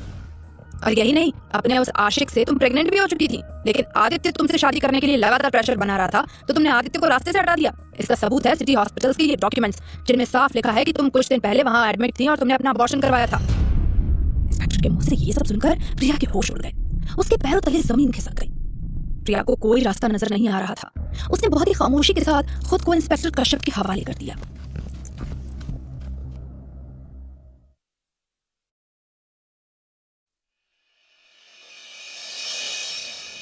इंस्पेक्टर कश्यप प्रिया को लेकर पुलिस स्टेशन पहुंच गया। प्रिया के दिमाग में इस वक्त बहुत कुछ एक साथ चल रहा था। उसकी समझ नहीं आ रहा था कि आखिर ये सब कैसे हो गया। कहाँ उसे बच्चे की ग्रोथ को कम करने के क्लूज मिले थे और अब वो कहाँ जेल में थी। उसने रास्ते में इंस्पेक्टर कश्यप से उसे अरेस्ट करने का कारण पूछा, उसे कन्विंस करने की कोशिश की, लेकिन उसकी बातों का मानो कश्यप पर कोई फर्क नहीं पड़ा। प्रिया के हर सवाल का उसके पास एक ही जवाब होता, तुम्हारे खिलाफ जो सबूत हैं मैं वो अदालत में पेश करूंगा, बेहतर होगा तुम एक लॉयर हायर कर लो। कोई तो था जो इन सब में उसे फंसाने की कोशिश कर रहा था, लेकिन क्यों? प्रिया ये सब सोच ही रही थी कि तभी एक लेडी कांस्टेबल ने उसके पास आकर कहा, अपना पर्स, फोन और बाकी की चीजें हमें दे दो, जेल के अंदर ये सब अलाउड नहीं है। प्रिया ने अपना फोन और पर्स निकालकर लेडी कांस्टेबल को दे दिया, लेकिन अभी उस लेडी कांस्टेबल की नजर प्रिया की अंगुली में पहनी अंगूठी पर गई। उसने अंगूठी की ओर इशारा करते सख्त लहजे में कहा, ये भी निकालनी होगी। प्रिया थोड़ा घबरा गई। ये भी? वो लेडी कांस्टेबल उसे घूरने लगी। प्रिया अंगूठी निकालकर उसके हाथों में थमाने ही वाली थी कि तभी उसे शैतान का खौफ याद आ गया। उसने अंगूठी निकालने से मना करते हुए कहा, नहीं प्लीज, मैं ये अंगूठी नहीं दे सकती, इसे तो रहने दो। तभी 2 लेडी कांस्टेबल ने प्रिया को पकड़ लिया और उसके हाथों से जबरदस्ती अंगूठी निकालने लगे। प्रिया चिल्ला रही थी, आप लोग मेरी बात को समझने की कोशिश कीजिए, ये अंगूठी मेरे लिए बहुत जरूरी है, प्लीज मेरी बात सुनिए। लेकिन कांस्टेबल्स ने प्रिया की बातों को अनसुना करते हुए उसकी अंगूठी निकाल ली और उसे जेल में डाल दिया। प्रिया अंदर बैठी गहरी सोच में डूबी थी। ये सब उसके साथ क्या हो रहा था? कोई उसे बचा रहा था तो कोई उसे फंसाने की कोशिश में लगा था। ये सब सोचते हुए उसने जोर से अपना सिर पकड़ लिया। वो खुद आदित्य के मर्डर की मिस्ट्री सॉल्व करना चाहती थी और आज उसी के मर्डर के इल्जाम में अंदर थी। रात होते ही जेल की लाइट्स बंद कर दी गई। प्रिया अचानक हुए इस अंधेरे से डर गई। तभी उसकी नजर रोशनदान से छन कर आ रही चांद की रोशनी पर गई। ये देख प्रिया ने राहत की सांस ली। प्रिया लेट तो गई, लेकिन उसकी आंखों में नींद का नामो निशान नहीं था। तभी उसे एक अंधेरे कमरे में हल्के ठंडेपन का एहसास हुआ और अगले ही पल एक सर्द भरी आवाज उसके कानों में पड़ी, मुझे अपने आप से दूर करना चाहती थी ना? यह आवाज सुनते ही प्रिया डर के मारे चौंक कर बैठ गई। उसने इधर उधर देखा, लेकिन उसे कोई नजर नहीं आया। डर के मारे प्रिया दीवार की ओर सरकने लगी कि तभी जैसे किसी ने उसके कंधे पर हाथ रखा और प्रिया की चीख निकल गई। वो बच्चा वहां आ चुका था। प्रिया मुड़ते हुए गिड़गिड़ाने लगी, प्लीज मुझे छोड़ दो। अगले ही पल उस बच्चे ने प्रिया को जोर का धक्का दिया और बोला, लो, छोड़ दिया। प्रिया जाकर सीधा सलाखों से टकरा गई। इससे पहले कि वो खुद को संभालते, वो बच्चा ठीक प्रिया के मुंह के सामने आ गया और अपनी लाल आंखें चमकाते हुए बोला, मुझे दूर क्यों करना चाहती थी माँ? क्यों माँ? इस बार उसकी आवाज में रूखापन था। वो लगातार प्रिया को ही घूरे जा रहा था। प्रिया डर के मारे पीछे खिसकने लगी तो उस बच्चे ने उसके हाथ को पकड़ लिया और अपने नाखून उसके हाथों पर गड़ाते हुए बोला, माँ मुझे जवाब चाहिए, क्यों दूर कर रही हो मुझे? प्रिया ने देखा कि उसका हाथ नीला पड़ने लगा है और अगले ही पल उसके हाथों से खून निकलने लगा, जिससे गरम गरम भाप उठ रही थी। प्रिया ये देखकर घबरा गई और उससे अपना हाथ छुड़ाने की कोशिश करते हुए बोले, छोड़ो मुझे, आई सेड लीव मी। लेकिन उस बच्चे की पकड़ इतनी मजबूत थी कि प्रिया अपना हाथ टस से मस ना कर सकी। ये देख गुस्से से प्रिया की आंखों में मानो खून उतर आया और वो चिल्लाई, नफरत है मुझे तुमसे, नफरत। तुम्हें छोड़ने का यही जवाब है। मेरे हाथ में अंगूठी नहीं है, इसीलिए आ गए ना तुम। जब अंगूठी थी तो हिम्मत क्यों नहीं हुई आने की, बताओ? प्रिया की बातें सुन उस बच्चे का गुस्सा बढ़ता ही जा रहा था। उसकी माथे की नसें फूल चुकी थी। प्रिया फिर से चिल्लाई, क्या करोगे? मार दोगे? तो मारो ना, हाथ ही क्यों पकड़ रखा है? सीधा गला पकड़ो। ये सुन उस बच्चे ने प्रिया का हाथ छोड़ दिया और जोर से चिल्लाया। उसके नुकीले दांतों से खून टपकने लगा, आंखों में भी आंसुओं की जगह खून था। इधर प्रिया को चिल्लाता देख सामने वाले सेल में कैद और 2 औरतें उठ गईं। उन्होंने उठकर देखा कि प्रिया बिना वजह चिल्ला रही है। उनको प्रिया के हाथ से बहता खून और वो बच्चा दोनों ही नहीं दिख रहे थे। उन्हें लगा प्रिया पागल हो चुकी है। उनमें से एक कैदी चिल्लाते हुए बोली, अरे ये पागल है क्या जो रात में चिल्ला रही है? मगर प्रिया को मानो उनकी आवाज ही सुनाई नहीं दी। उसके सामने तो वो बच्चा था जो गुस्से के मारे पागल हो चुका था। उसको गुस्से में देख प्रिया उसे और उकसाते हुए बोली, क्या हुआ? मुझे मारने से रुक क्यों गए? मार दो ना। प्रिया की सांसें तेज हो चुकी थी। वो हांफते हुए उस बच्चे को ही देखे जा रही थी कि तभी वो बच्चा अचानक वहां से गायब हो गया। प्रिया ने इधर उधर नजर दौड़ाई लेकिन उसे वो बच्चा नहीं दिखाई दिया। ये देख प्रिया की जान पे जान आई। तभी उसके कानों में दूसरी महिला कैदी की आवाज पड़ी, अरे सोती क्यों नहीं? अपने मर्द को मार के भी चैन नहीं मिला क्या? प्रिया ने उनकी ओर देखा तो वो दोनों औरतें उसे ऐसे देख रही थी कि अभी कोई गेट खोल दे तो उस बच्चे से पहले वो प्रिया को मार दे। प्रिया के माथे पे पसीना था। उसने उन औरतों की बातों को इग्नोर किया और सर पकड़ के बैठ गई। बच्चे के जाते ही प्रिया के सर से मानो एक बोझ सा उतर गया। उसे लगा कि शायद उसने उस बच्चे को उकसा के उस पर जीत हासिल कर ली। लेकिन तभी एक औरत की चिल्लाने की आवाज प्रिया के कानों में पड़ी। प्रिया ने घबरा कर सामने वाले सेल की तरफ देखा तो उस बच्चे ने गुस्से में सामने वाले सेल की औरत को उठा के एक और पटक दिया था। उसकी आंखों में अभी भी खून सवार था। उस जेल में दूसरी औरत अपनी साथी महिला को हवा में उड़कर दीवार से टकराता देख बुरी तरह से घबरा गई। इधर प्रिया ये देखकर जोर से चिल्लाई, छोड़ो उसे, जाने दो। लेकिन वो बच्चा भला कहाँ मानने वाला था। उस दूसरी औरत ने जब प्रिया को चिल्लाता देखा तो उसे लगा कि प्रिया उस पर चिल्ला रही है। प्रिया की आवाज सुन उसने चिल्लाते हुए जवाब दिया, तेरे को क्या लग रहा है ये सब मायने किया? वो बस इतना ही कह पाई कि तभी उस बच्चे ने उस औरत की गर्दन पकड़कर उसे हवा में उठा दिया। उसकी सांसें अटक गई, उसके मुंह से आवाज नहीं निकल रही थी। उस बच्चे के हाथ हवा में बढ़ते जा रहे थे, मानो आज उसे ऐसे ही लटकाकर मार डालेगा। वो औरत घुटन के मारे बस अपने पांव छटपटा रही थी। ये देख प्रिया सलाखों से जा चिपकी और रोते हुए चिल्लाई, छोड़ दो रहने, इन्होंने तुम्हारा क्या बिगाड़ा है? प्लीज आई बेग यू, जाने दो इन्हें। वो बच्चा गुस्से में प्रिया को घूरते हुए बोला, जो पहनी वो अंगूठी, अब देखो मैं क्या करता हूँ। प्रिया की आंखों से आंसुओं की धार बह चली थी। वो बच्चा उस औरत को हवा में लटकाए गुस्से में प्रिया की ओर ही देखे जा रहा था। प्रिया अपने हाथ जोड़े उससे माफी मांगते हुए बोली, माफ कर दो मुझे, नहीं करूंगी अब मैं ऐसी गलती, लेकिन प्लीज इन्हें जाने दो। जिस औरत को उस बच्चे ने दीवार पर जा पड़का था उसने जब अपने होश संभाले और अपने साथी को बगैर किसी सहारे के हवा में तड़पते देखा तो वो डर के मारे पागल हो गई। उसका सर चकराने लगा। वो प्रिया की ओर उंगली से इशारा कर चिल्लाई, तू डायन है, तू ये सब कर रही है ना, डायन है तू। ये सुनते ही प्रिया रोते हुए बोली, नहीं आप गलत समझ रही हैं, ये मैं नहीं कर रही, ये। प्रिया बस इतना ही बोल पाई और फफक फफक कर रोने लगी। उस औरत को प्रिया पर चिल्लाते देख जैसे ही उस बच्चे की नजर उस पर गई तो उसने अपने दूसरे हाथ से उस औरत के बाल पकड़े और उसका सर दीवार पर दे मारा। औरत वहीं बेहोश होकर गिर पड़ी। ये देख प्रिया से अब रहा नहीं गया। वो हाथ जोड़ते हुए उस बच्चे को देख गिड़गिड़ाते हुए बोली, अरे इन्हें जाने दो, मैं अब तुम्हें अपने से दूर नहीं करूंगी, आई प्रॉमिस, प्लीज इन्हें मत मारो, जाने दो इन्हें, मैं तुम्हारे पाँव पड़ती हूँ, I will not wear the ring anymore. ऐसा कहकर प्रिया ने अपना सिर झुका लिया। उसे उम्मीद नहीं थी कि वो बच्चा आज उन्हें छोड़ेगा। वो सर झुकाकर बस रोए जा रही थी कि तभी उसे किसी के जमीन पर गिरने की आवाज आई। उसने सर उठाकर सामने देखा तो हवा में तड़प रही औरत जमीन पर गिरकर बेहोश हो गई। वो बच्चा अब वहां नहीं था। ये देख प्रिया ने राहत की सांस जरूर ली लेकिन वो अभी भी सहमी सी बस रोए जा रही थी। इधर कामिनी अपने बेडरूम में सोने ही जा रही थी कि उसे अचानक ऐसा लगा कि खिड़की के बाहर कोई उस पर नजर रखे हुए है। वो अलर्ट हो जैसे ही खिड़की की ओर बढ़ी कि तभी उसका मोबाइल फोन बजने लगा। अचानक फोन की रिंगटोन सुन कामिनी थोड़ा डर सी गई, लेकिन फिर खुद को संभालते हुए वो खिड़की की ओर न जाकर बेड के किनारे वाले टेबल पर बज रहे फोन की ओर बढ़ गई। उसने फोन उठाकर देखा तो कॉल करने वाला कोई और नहीं बल्कि इंस्पेक्टर कश्यप था। कामिनी ने झट से फोन उठाया और बोली, यस मिस्टर कश्यप। दूसरी तरफ से कश्यप की आवाज आई, थैंक यू कामिनी, तुम्हारी वजह से मैंने मर्डर केस सॉल्व कर दिया है, प्रिया अरेस्ट हो चुकी है। ये सुनते ही कामिनी मानो चिल्ला चिल्ला कर उस मोमेंट को सेलिब्रेट करना चाहती थी, लेकिन उसने अपने आप को कंट्रोल करते हुए अपनी टोन को सीरियस करते हुए कहा, ओह कांग्रेचुलेशंस, मैं खुश हूँ कि आखिर एक कातिल सलाखों के पीछे है। Anything else? उसकी आवाज सुन कश्यप बोला, नहीं बस मैंने सोचा तुम्हें इन्फॉर्म करके थैंक यू बोल दूं। कामिनी ने बात को ज्यादा आगे ना बढ़ाते हुए सपाट लहजे में कहा, well thank you and good night. ऐसा कहकर कामिनी ने फोन काट दिया और मारे खुशी के उछल पड़ी। उसने उसकी खुशी में तुरंत अपने बॉस रंजन को कॉल किया। रंजन के कॉल उठाते ही कामिनी सीरियस टोन में बोली, सर सॉरी इस टाइम में आपको डिस्टर्ब कर रही हूँ but it's urgent. I am sorry to say, लेकिन प्रिया को आदित्य के मर्डर के जुर्म में अरेस्ट कर लिया गया है। I just got to know, तो मैंने सोचा आपको बता दूं। प्रिया के अरेस्ट होने की बात सुनकर रंजन बोला, व्हाट यू मीन टू से प्रिया इज मर्डरर? कामिनी दुखी होने का नाटक करते हुए बोली, हाँ सर, सुनने में तो कुछ ऐसा ही आया है। रंजन ये खबर सुनकर शॉक्ड था। वो कुछ देर तक खामोश रहा और फिर खुद बोला, ओके वो प्रिया पर जो इल्जाम लगे हैं वो सब झूठे हों, बट मीनवाइल कल सवेरे तुम सीधा आकर मुझसे मिलो। I think Shrinath Roy project अब तुम्हें हैंडल करना होगा, हमें इस प्रोजेक्ट से प्रिया को हटाना होगा। ये सुन कामिनी मन ही मन खुश थी, लेकिन अपने आप को किसी तरह कंट्रोल करते हुए बोली, बट सर इतना इंपॉर्टेंट प्रोजेक्ट है। इससे पहले कि वो कुछ और बोलती, रंजन ने उसकी बात काटते हुए बोला, डू एज आई से कामिनी, कल सबसे पहले हमें इस प्रोजेक्ट के बारे में बात करनी है। अब इस प्रोजेक्ट को तुम लीड करोगी। ऐसा कहकर रंजन ने बस गुड नाइट बोला और फोन कट कर दिया। फोन काटते ही कामिनी खुशी के मारे पागल हो उछलते हुए अपने बेड पर कूद गई। उसे समझ नहीं आ रहा था कि अपनी खुशी को कैसे इजहार करे। बेड पर लेटे लेटे उसने ऊपर चल रहे पंखे की ओर नजर दौड़ाई और बोली, चेक एंड मेट प्रिया, बहुत उड़ने का शौक था ना, तो अब उड़ना, हो सॉरी वो रखना अपने कमरे में।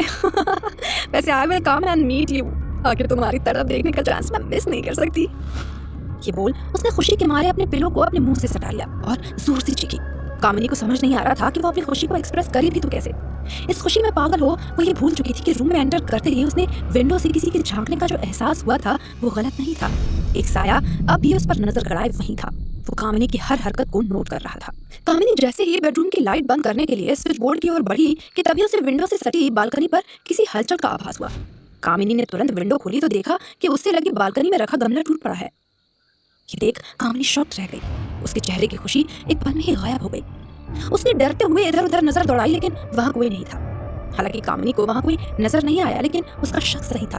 कोई तो था जो कामिनी की हर एक हरकत पर नजर रखे हुए था। इधर प्रिया के अरेस्ट होने की खबर मिलते ही प्रिया की माँ और नीना पुलिस स्टेशन पहुंच चुके थे। वो नाइट ड्यूटी में बैठे कांस्टेबल से मिन्नतें कर किसी तरह प्रिया से मिलने जेल की तरफ बढ़े। इधर प्रिया अभी भी उस बच्चे की शैतानी करतूतों से सहमी हुई थी। वहां मौजूद लेडी कांस्टेबल प्रिया की माँ और उसकी बहन को जेल तक लेकर आए और वहां से बाहर निकलते हुए बोली, बस 2 मिनट। उस लेडी कांस्टेबल ने बाहर जाते हुए सामने वाले सेल में एक नजर दौड़ाई तो वहां बेहोश पड़ी औरतों को देख उसे ऐसा लगा मानो वो गहरी नींद में सो रही हो। लेडी कांस्टेबल की आवाज सुन प्रिया का ध्यान टूटा। उसने सामने देखा तो माँ और नीना खड़े थे। माँ को आंखों में आंसू लिए ऐसी हालत में अपने सामने देख प्रिया घबरा गई और बोली, माँ आप यहाँ क्यों आई? ये सब किसकी साजिश है? मैंने ऐसा कुछ नहीं किया, यू नो। ऐसा कहते वो फूट फूट कर रोने लगी। उसकी हालत देख उसकी माँ ने सलाखों के बीच से ही अपना हाथ अंदर कर प्रिया के गालों से आंसू पोंछते हुए कहा, हाँ बेटा मैं जानती हूँ तुम्हें फंसाया गया है, लेकिन मैं मजबूर थी। एक बच्चे को तकलीफ में देख माँ भला कैसे घर पर बैठ सकती है? माँ की बात सुन प्रिया अब अपने आप को कंट्रोल नहीं कर पाई और जोर जोर से रोने लगी। प्रिया की हालत देख नीना की आंखों में भी आंसू थे, लेकिन उसने अपने इमोशंस को किसी तरह कंट्रोल करते हुए कहा, प्रिया तुम चिंता मत करो, I am trying to arrange for good lawyer. तुम बस हौसला रखो, तुम जल्द ही यहाँ से बाहर निकल जाओगी। नीना की बात सुन प्रिया भर्राए हुए गले से बोली, आई ट्रस्ट यू नीना, तुम बस माँ का ख्याल रखो, मेरी चिंता मत करो, मैं ठीक हूँ। मुझे भरोसा है कि तुम मुझे जल्दी यहाँ से छुड़वा लोगी। उनकी बातें पूरी भी नहीं हुई थी कि तभी वो लेडी कांस्टेबल वहां आ गई और बोली, हो गए 2 मिनट, चलो अब। उसकी बात सुन प्रिया की माँ ने उसके सर पर हाथ फेरा और बोली, हे बच्चे तू ख्याल रखना, हम जल्द ही तुझे यहाँ से निकलवा लेंगे। प्रिया में अब कुछ और कहने की ताकत नहीं रह गई थी। वो बस सिसक सिसक कर रोए जा रही थी। नीना एक बार फिर उसका हौसला बढ़ाते हुए बोली, ठीक है प्रिया तुम जल्दी घर पर होगी, सॉरी बट हमें अब निकलना होगा। ऐसा कहते हुए नीना ने माँ को किसी तरह से संभाला और वहां से लेकर जाने लगी। प्रिया माँ और नीना को बाहर जाते देख रोने के सिवा कुछ नहीं कर पाई। वो अपने अंदर छुपे डर, अपने दर्द को चिल्ला चिल्ला कर बाहर निकालना चाहती थी, लेकिन माँ के आगे मजबूर थी। वो बस आंखों में आंसू लिए उन्हें जाते हुए देखते रहे कि तभी माँ और नीना के बीच उसे वो बच्चा दिखाई दिया। ऐसा लग रहा था कि वो उनका हाथ पकड़े उनके साथ ही चला जा रहा है। चलते चलते वो बच्चा अचानक रुक गया और प्रिया की ओर देखकर मुस्कुराया। उसे मुस्कुराता देख प्रिया मानो वहीं जम सी गई।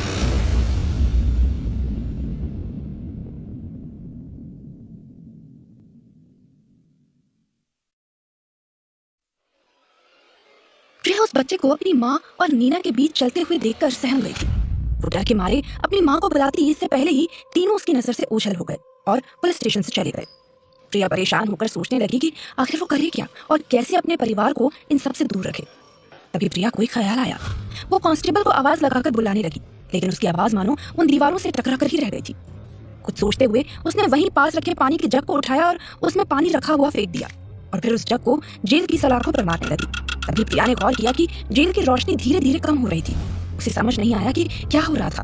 तभी उस जग की आवाज सुनकर एक कांस्टेबल भागकर अंदर आई। उसने प्रिया को डांटते हुए पूछा, ओए, इतना शोर क्यों मचा रही है? उस कांस्टेबल ने प्रिया को इतनी तेज चिल्लाते हुए डांटा कि प्रिया बुरी तरह से डर गई। प्रिया घबराते हुए कुछ कहने की कोशिश कर रही थी, जो कि कांस्टेबल को सुनाई नहीं दिया। जेल की रोशनी और भी कम होने लगी। अब उस कांस्टेबल ने प्रिया के पास जाकर बड़ी जोर से कहा, जो बोलना है जल्दी बोलना, वरना मैं तो चली। प्रिया ने डरते हुए कहा, वो मुझे मेरे सामान में से मेरी अंगूठी चाहिए। ये कहते ही प्रिया सोचने लगी कि कहीं उसे अब इस बात को कहने का कोई खामियाजा न भुगतना पड़े। उस कांस्टेबल ने थोड़ा सोचते हुए इधर उधर देखकर कहा, उसके लिए मुझे क्या मिलेगा? प्रिया को ये सुनकर थोड़ी तसल्ली हुई। उसने थोड़ा एक्साइटेड होकर कहा, उस सामान में ना मेरा एटीएम कार्ड रखा है, उसमें जितने पैसे हैं आप रख लो, लेकिन मुझे मेरे पर्स में रखी वो अंगूठी लाकर दे दो। कांस्टेबल ने कहा, पहले मैं तेरे पैसे निकालूंगी और फिर वो अंगूठी लाकर दूंगी। अब जल्दी से पिन नंबर बता। प्रिया ने डरते हुए उसे पिन नंबर दे दिया।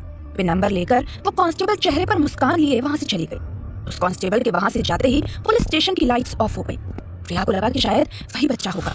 इस बार उस रोशनदान से उजाला आना भी बंद हो गया था, मानो चांद बादलों के बीच छुप गया हो। अंधेरा इतना था कि जेल की सलाखें तक नजर आ रही थी। प्रिया को ऐसा लग रहा था जैसे वो जेल में नहीं किसी काल कोठरी में कैद हो। इस अंधेरे में कुछ तो अलग था। तभी किसी लाठी के जमीन पर घिसने की आवाज आई। प्रिया ध्यान से सुनने की कोशिश कर रही थी कि ये आवाज किस दिशा से आ रही है। अंधेरे में उस आवाज को फॉलो करते हुए प्रिया को पता ही नहीं चला कि वो कब सलाखों के पास आ गई थी।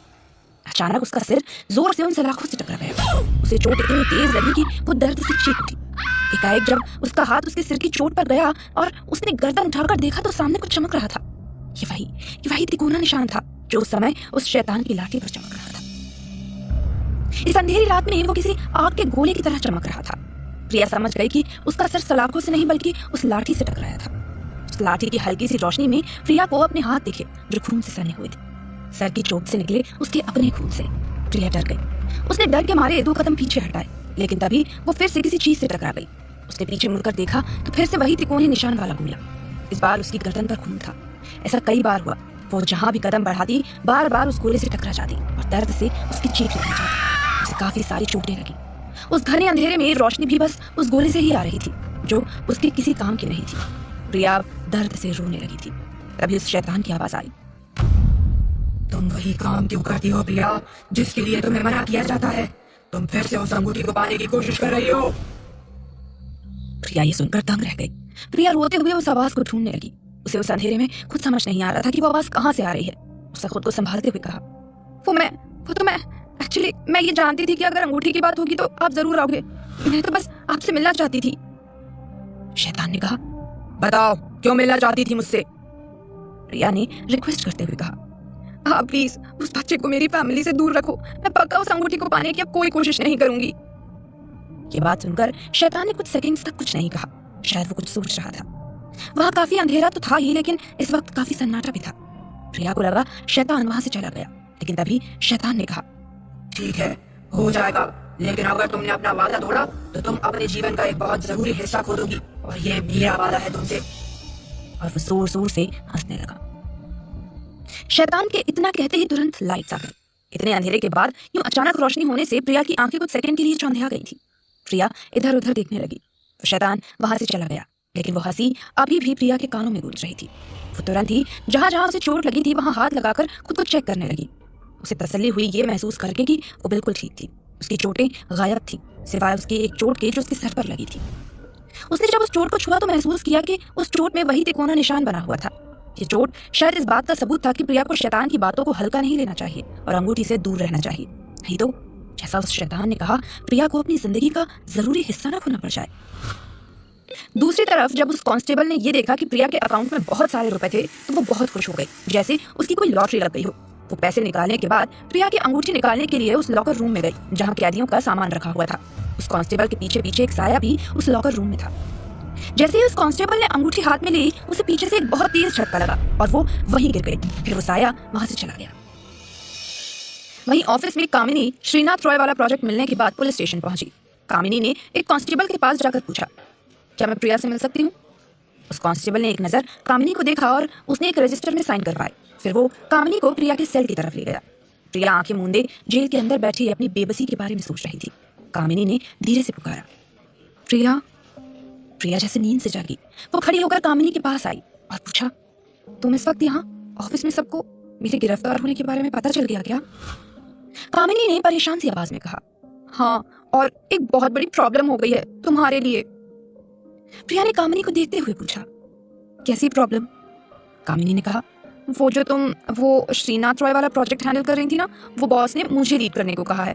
उनका कहना है कि तुम्हारे गिरफ्तार होने से ऑफिस की रेप्यूटेशन खतरे में है, इसीलिए अब वो प्रोजेक्ट तुम हैंडल नहीं कर सकती। कामिनी के इतना कहते ही प्रिया हताश हो गई, क्योंकि वो प्रोजेक्ट ऑफिस के साथ साथ प्रिया के लिए भी बहुत जरूरी था। उसमें उसे बहुत सारे इंपॉर्टेंट क्लूज मिल रहे थे। प्रिया को सोच में डूबा देखकर कामिनी ने उसके हाथ पर हाथ रखकर कहा, आई नो प्रिया कि तुम्हें ये सब सुनकर कैसा लग रहा होगा। मैंने तो मना भी किया बॉस को कि ये वाला प्रोजेक्ट मुझे ना देकर तुम्हारा वेट करे और क्लाइंट को समझाए डेडलाइन पुश करने के लिए, लेकिन प्रिया, मैं उनके फैसले के खिलाफ नहीं जा सकती। अगर तुम पर कोई छोटा मोटा इल्जाम लगा होता तो शायद मैं बॉस को समझाने की कोशिश भी करती, मगर तुम पर तो मर्डर का इल्जाम है और अगर तुम पर लगा इल्जाम सच साबित हो गया तो फिर।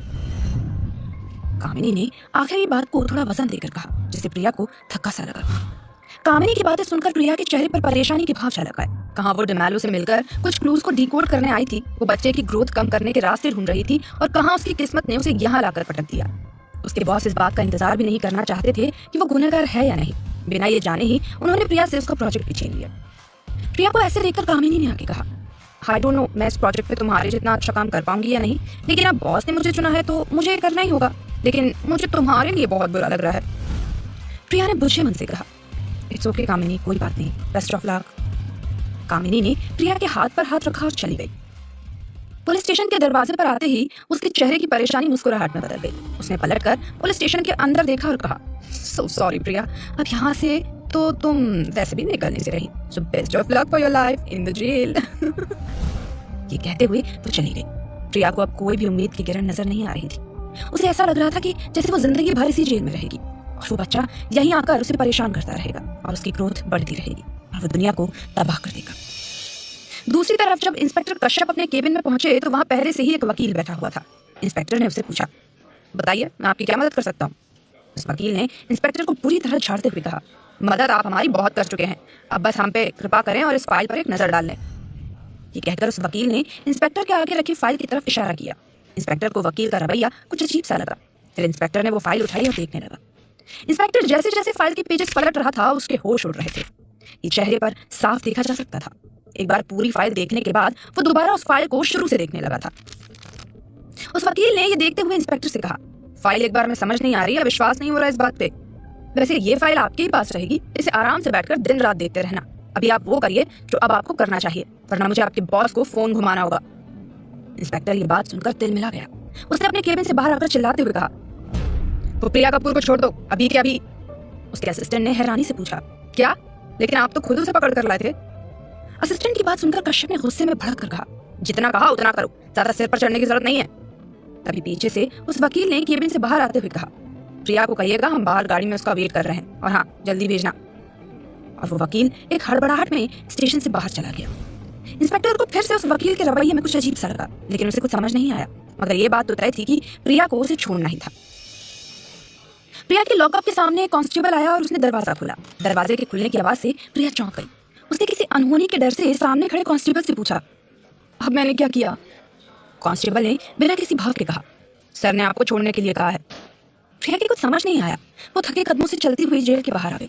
प्रिया को जाते देखकर सामने की सेल वाली महिला कैदी ने कहा, अच्छा हुआ जा रही है, मुझे तो ये लड़की कुछ गड़बड़ी लग रही थी। प्रिया उन बातों को अनसुना कर कुछ सोचते हुए इंस्पेक्टर कश्यप के सामने आकर खड़ी हो गई। प्रिया ने इंस्पेक्टर को देखकर पूछा, क्या मैं जान सकती हूँ मुझे किसने छुड़वाया? कश्यप ने टेबल पर रखी फाइल की ओर इशारा करते हुए कहा, आपके वकील आए थे, उनका नाम था, अरे उन्होंने अपना नाम तो बताया नहीं। खैर, उनकी गाड़ी आपका बाहर वेट कर रही है आपको घर ले जाने के लिए। प्रिया ने हैरानी से पूछा, वकील? कौन सा वकील? फिर वो मन ही मन सोचने लगी, शायद नीना ने किसी से बात की होगी, लेकिन उसने कुछ बताया नहीं इस बारे में जब वो यहाँ मिलने आई थी। ये सोचते हुए प्रिया वो फाइल देखने लगी। उसमें कुछ ऐसे सबूत थे जिससे प्रिया पर लगे सारे इल्जाम बेबुनियाद साबित हो रहे थे। वो अबॉर्शन रिपोर्ट भी नकली थी। जितना हैरान इंस्पेक्टर था, उस फाइल को देखकर उतनी ही हैरान प्रिया भी थी। प्रिया हैरान इस बात से नहीं थी कि वो बेगुनाह साबित हो गई है, बेगुनाह तो वो थी ही, लेकिन वो इस बात से हैरान थी कि आखिर उसे फंसाने की कोशिश कौन कर रहा था। तभी एक कांस्टेबल ने प्रिया को पुकारा, मैडम अपना सामान ले जाइए। प्रिया उस कांस्टेबल के पास सामान लेने गई। उस कांस्टेबल ने लॉकर रूम से निकालकर प्रिया को उसका बैग और फोन दिया। प्रिया की नजर अपने सामान में अपने आप ही उस अंगूठी को ढूंढने लगी। उसमें अंगूठी ना देखकर उसने बैग चेक किया, उसमें भी अंगूठी उसे नहीं ही मिली। तो प्रिया ने महिला कांस्टेबल से पूछा, सामान के साथ एक अंगूठी भी थी, वो कहाँ है? कांस्टेबल ने कहा, अंगूठी? लेकिन ये सामान जहाँ था वहां तो कोई अंगूठी नहीं थी। प्रिया ने परेशान सी आवाज में कहा, मैंने आपको ही दी थी, जरा एक बार चेक करके बताओ ना। कांस्टेबल ने कहा, मैडम वहां कोई अंगूठी नहीं थी, शायद आपको गलतफहमी हुई होगी, आपकी अंगूठी आपके पास होगी। प्रिया को ये बात समझ नहीं आ रही थी। अब प्रिया ने उस कांस्टेबल के बहुत करीब जाकर धीरे से कहा, देखिए मैडम, वो रात में जो कांस्टेबल रहती है, मैंने उन्हें अंगूठी लाने को कहा था, आप उनसे पूछिए, शायद उनके पास हो। सुनते ही वो कांस्टेबल भड़क गई और प्रिया को गुस्से में कहने लगी, ओए लड़की, क्या बक रही है? हमने रख ली क्या तेरी अंगूठी? फिर से अंदर करूं क्या तुझे? जिस कांस्टेबल का तू नाम ले रही है उसे हार्ट अटैक हुआ है, उसके बारे में ऐसी बात भी मत कर। चल अब निकल यहाँ से, अपना सामान ले और निकल यहाँ से, नहीं तो फिर से जेल में डाल दूंगी। बड़ी आई। प्रिया ये सुनकर चौंक गई, हार्ट अटैक? लेकिन प्रिया को तुरंत ये भी समझ आ गया कि यह काम जरूर शैतान का होगा। उसे वो दहशत, वो खौफ याद आ गया जो शैतान ने उसके अंदर भरा था, उस अंगूठी से दूर रहने के लिए।